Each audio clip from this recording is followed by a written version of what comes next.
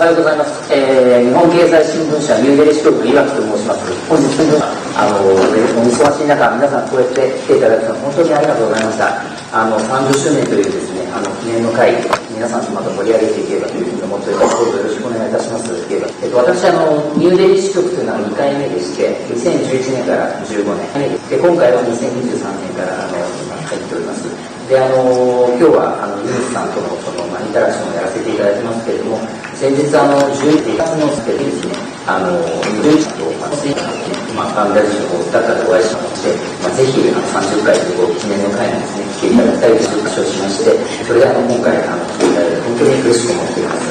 でユースさんの簡単な自己紹介を皆さん紹介させていただきたいというかですね、皆さんもご存知かと思うんですけれども、ユースさんはですね、1940年にバングラデシュ南東部のチッタゴンでお生まれになりました。それでアメリカのですね、バンダフィルド大学で経済学博士を取得されて、72年に帰国されました。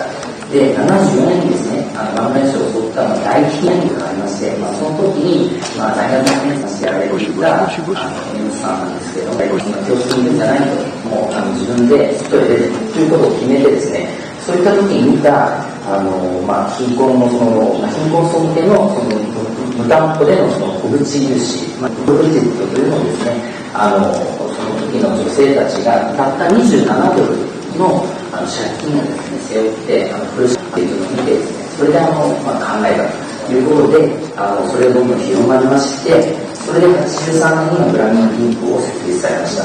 その2004年に、我々その日経新聞のアジア賞、日経アジア賞があるんですけど、アジアが真ん中ありましたけど、それの経済発展部門というのを受賞され、その2年後にですね、ついにそのノーベル平和賞を受けられるという会になっております。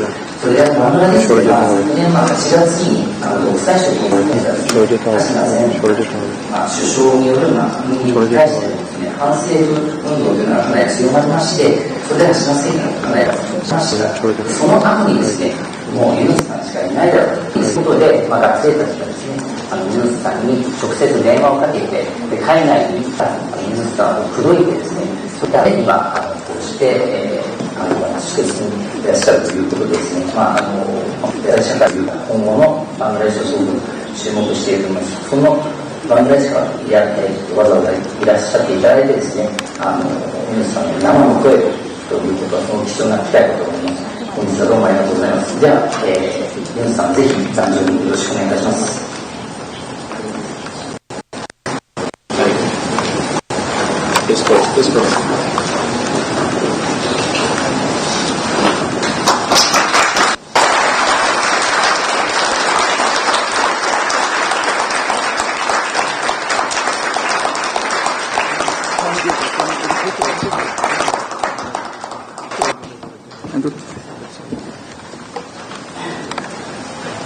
皆さんおはようございます。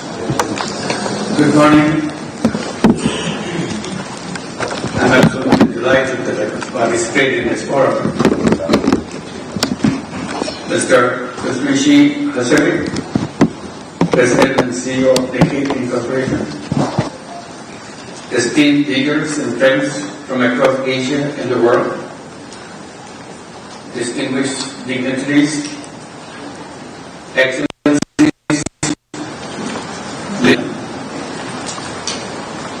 It is truly an honor and privilege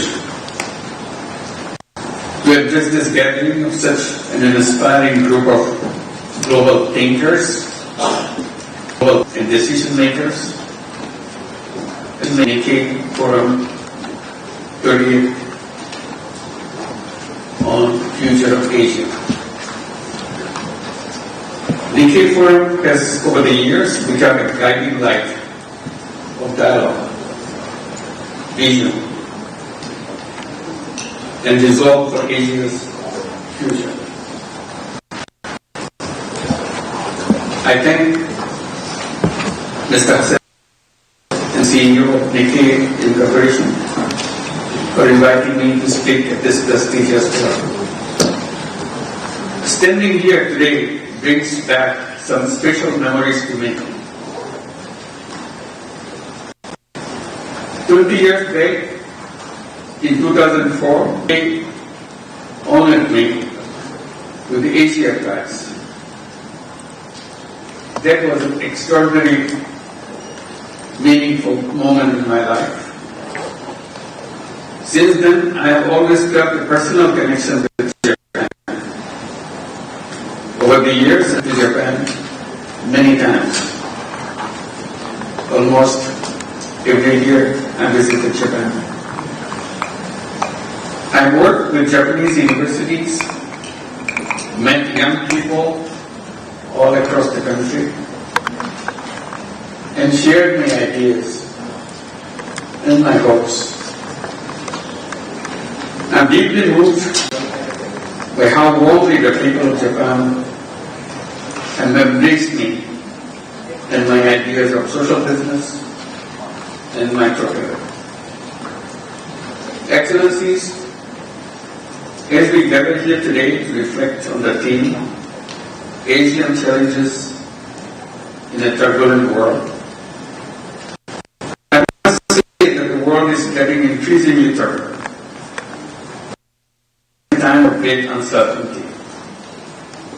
We are witnessing a world where peace is fragile. Tensions are growing, and cooperation is not always guaranteed. Conflicts are erupting in regions in Asia and beyond, with peace becoming elusive.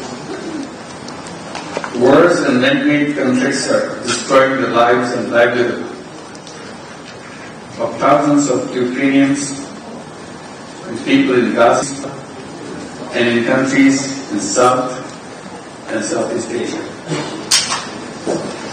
In our neighboring country, Myanmar, civil war has taken a brutal turn, and the recent earthquake has pushed an already deep humanitarian crisis into a greater darkness. Very recently, our two neighbors have fought a short but very expensive war. Regrettably, we are spending billions of dollars in fighting wars, leaving millions of our people starving or struggling for basic needs. I thank the leaders of the two countries for agreeing to a ceasefire, and I hope for continued peace, stability, and coexistence in South Asia and beyond. Moreover, billions around the world are being displaced by climate change. Technological advances promise much, yet raise new ethical dilemmas. The rise of trade restrictions continue to challenge the very foundation of the free trade system. Economic inequalities are widening, often within societies as much as between them. Global trust is at risk. Trust is declining between nations, within societies, and even between citizens and institutions. In recent times, we witnessed such divisions, discontent, and instability in Bangladesh, Republic of Korea, that led to regime changes. In Bangladesh, we went through a transformational change by a massive uprising of students and the common people just a few months back. And consequently, my government came into the position to guide the country. We are working hard to fulfill the dreams and aspirations of our people, to ensure justice, equality, freedom, and dignity of people, and prepare for a free, fair, and credible election, aiming at a smooth transition to democracy. We believe this is a chance to correct the wrongs, build new institutions, and realize the dream of it. Despite multiple domestic challenges, Bangladesh is playing a role in contributing to global peace and security through participation in UN peacekeeping and peace-building missions, and hosting more than 1 million Rohingyas fleeing persecution in their homeland in Myanmar, purely on humanitarian ground. Asia, home to more than half of the humanity, sits at the epicenter of this uncertainty. It is also at the center of possibility at the same time. Challenges we face are formidable, and so is our collective strength. In this reality, I believe Asia has an opportunity, perhaps even responsibility, to show a different path.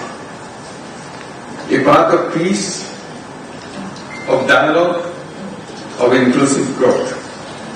Not just growth in numbers, but growth in people's well-being, in trust, in hope. Distinguished guests, we are not powerless in the face of these challenges. In fact, we are at a turning point in history.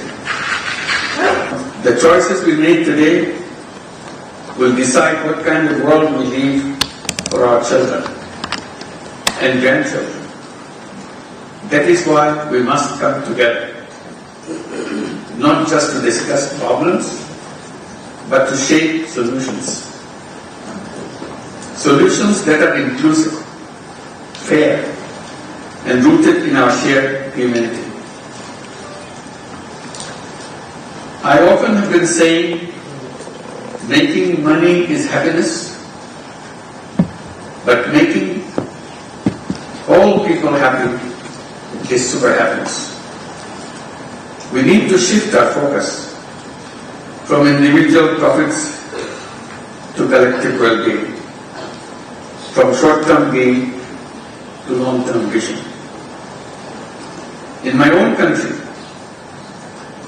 from starting with Grameen Bank, with small loans given to poor women in the villages, to spreading social business ideas,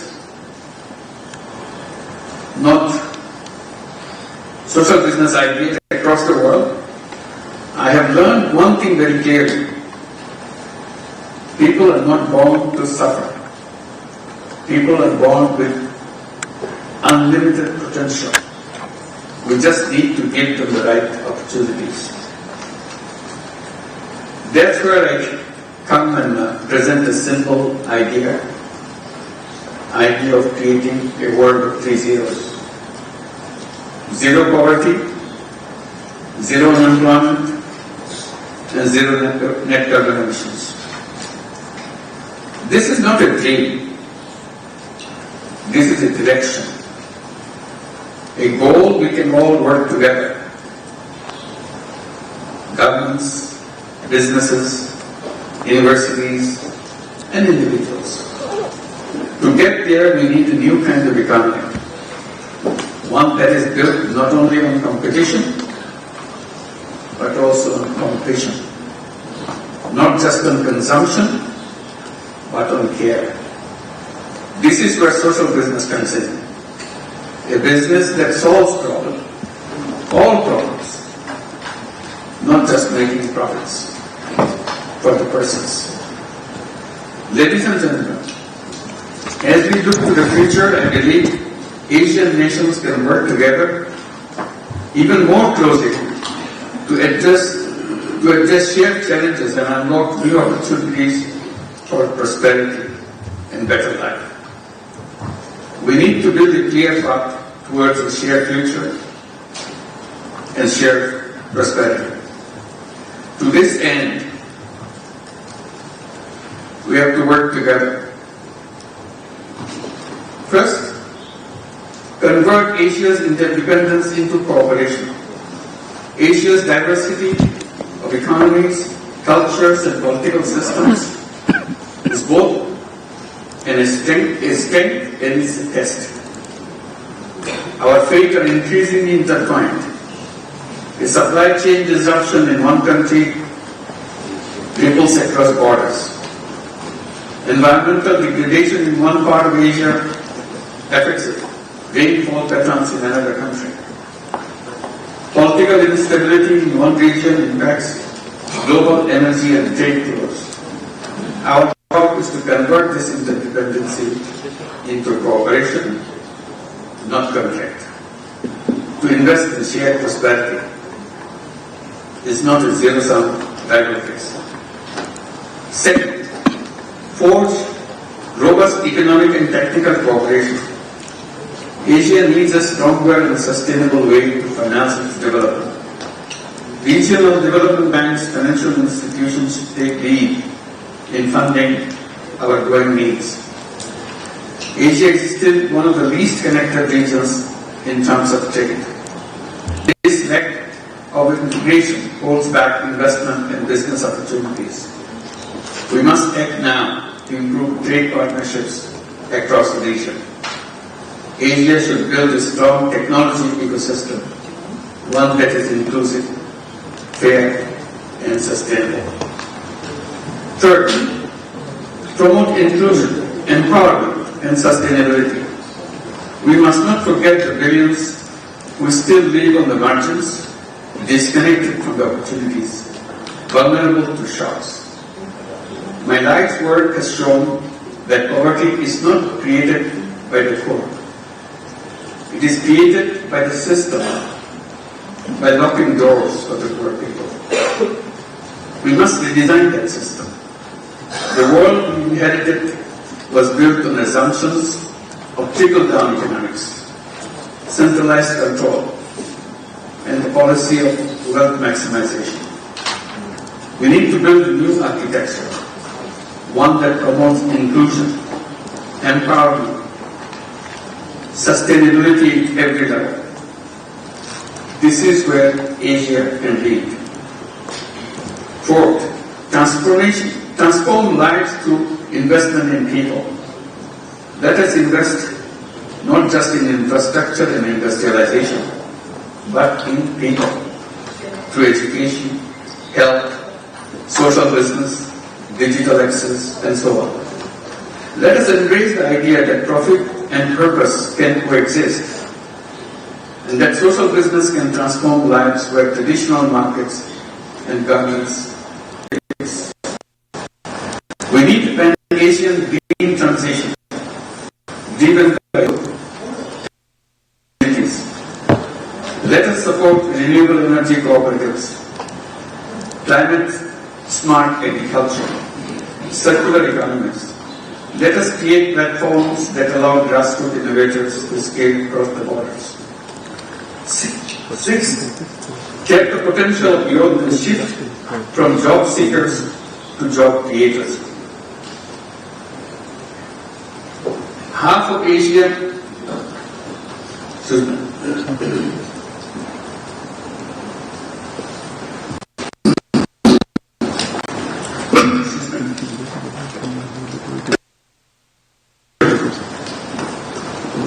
who are Asia's greatest strength. Their creativity and energy should be at the center of our efforts. Our youth are ready, but they need the tools, trust, and freedom to shape our own futures. Social business, digital platforms, and microfinance can unleash a new wave of grassroots-led innovation. I always encourage young people, do not wait to find a job. Create one. Be an entrepreneur. You have all the strength, all the possibilities of being a successful entrepreneur. Every human being is born as an entrepreneur, not as a job seeker. Do not just seek a paycheck. Build something that solves a problem. Be a job creator and be a social business creator. Finally, in a turbulent world, people's empowerment and grassroots leadership matters more than ever. Asia must offer not just economic strength, champions peace over power, hope over competition, sustainability over short-term gains. We must move from wealth concentration to wealth sharing, from capitalism for profit to a capitalism with purpose. What we may even remain is an economy for the people. It's not capitalism. In my country, Bangladesh, we have seen how social business has uplifted millions. Let that be a lesson. When people are given dignity, trust, and a chance, they rise, they become free. Not just as workers, but as change makers. That form of hope, decay has created space for where dialogue leads solutions and where trust is not just a word, but a goal we work together. The future of Asia is not just about economics or geopolitics. It's about people. It's about ideas. It's about the young people hoping to create a new world, completely different from the world we are already in. And it's about courage and creativity. Let us not be daunted by the turbulence around us. Let us see this as a call to rethink, to rebuild, and to rise together. Let us be guided not by fear, but by possibilities. Not by power, but purpose. Let us have the courage to imagine a better world. Let us trust one another. Let us cooperate, not because we have to, but because we want to. The future of Asia is not written yet. Let us write it together. A different future. Bangladesh and Japan can work together in rewriting Asia's destiny, even world's destiny. Thank you very much. Arigatou gozaimasu.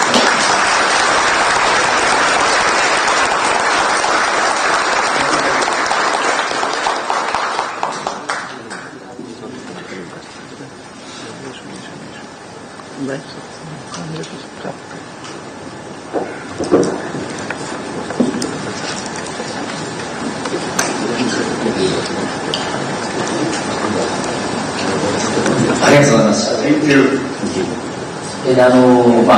今の話の中でほとんどのことをお話しされたので、僕が何を聞くというあれもないんですけれども、ちょっといくつかですね、ぜひもう少し掘り下げてお聞きしたいなと思って、まずどうしてもやっぱり聞かなきゃいけないのはですね、やっぱり今のアメリカを中心としたそういう自国の利益をですね優先する動きっていうことについてどういうふうに考えたと、つまりアメリカのファーストとかですね、あとロシアとか中国の拡張主義みたいなものをこのところ自国の利益を優先するという動きが目立つんですけど、つまり貿易拡大よりも国境に壁を作る、そういうようなメッセージがそういうふうに発信されているような気が僕はしてならないんですね。でかつては世界を一つの村にしようみたいな、そういう議論も我々僕らの子供の頃とか若い頃あったと思うんですけれども、どうして世界がこんな風にこんな状況に今なったのかというふうに猪瀬さんはどういうふうにお考えでしょうか。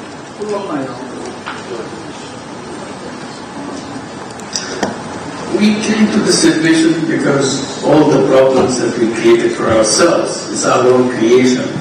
The way we create the structure in which we have to work. We accept that the structure is given. You don't question them. If you don't question the structure, the basic principles, you produce the same thing over and over again and make it worse. So what I'm saying is that we need a new framework. The civilization that we build today is a wrong civilization. It's a self-destructive civilization. Which way you look at it, there's no scale you can cut. Environment is an issue. And with the way we are going, environment will kill us. Period. The way we are going, concentration of wealth at the speed speed in which it's getting more and more concentrated. No schedule for people. Nobody. Big countries, small countries, all the world go in the one direction to the top. Bottom, middle remains empty. Emptier and emptier. Just a little tickle somewhere. This is not your world you can say. It's a self. So on the environmental side, on the concentration side, and the question of unemployment. We are bringing technology, we're excited about our technology, wonderful thing, we can get things fast, we need less people than we needed before, machine do all the work, artificial intelligence, fantastic idea. What does it mean? People are marginalized. You don't need people anymore. People, you have garbage. Machines will run the things. Artificial intelligence tell you everything. So where is the role for human being on this planet? So I said, this civilization is a self-destructive civilization. We have to build a new civilization. So that's why we talk about the 3 zeros. Zero net carbon emission, zero work concentration, zero unemployment. By encouraging everybody, reminding every single child that you are meant to be. You are born with unlimited creative capacity. Nobody tells them in school. In school, they are always told, work hard, learn, pass exams, so that you can get a good job in a good company. Your life is done. I said, your life is not done, it's ruined. You are not a human being anymore. You are a machine. Human beings are not born to become a machine. Each human being has unlimited capacity to change the world the way they want. School don't teach us what kind of world we want. People are not supposed to talk about. You're not to create the thing that he or she can create. So that's where we go on the wrong path. So that's what I can do. We can create a complete new civilization which will give the freedom to all the human beings to imagine the world as they want. This world is a station floating on the space. But we never ask the question, are we passengers on this station? Or we are the pilots of this station? Today, we are told that we are passengers of this station. We are looking from moving from economy class to the business class, or the business class to the first class, the first class to the reserved plane. That's our theme in our mind. So that's not it. First we learn that we are the pilots of this spaceship. And we have to have a flight plan, where we go. Each one of us. Where is the direction? Where is our destination? Because we are pilots. We don't. Thank you. ありがとうございます。思い出すのはですね、ユヌスさんがノーベル平和賞の授賞式で、貧困はですね、平和への脅威だというふうなことをおっしゃいました。つまり、当時アメリカの同時多発テロだとか、イラク戦争で、世界が貧困削減というグローバルな夢の追求というのをやめてしまってですね、脱線しちゃって、貧困との戦いじゃなくてですね、テロとの戦いみたいなところに注意を向けちゃったんじゃないかなというところがあると思うんですけれども、その貧困について、今の世界だとか、特に大国、超大国も含めてですけれども、そういった国々の貧困に対する、USA の話なんかもありますけれども、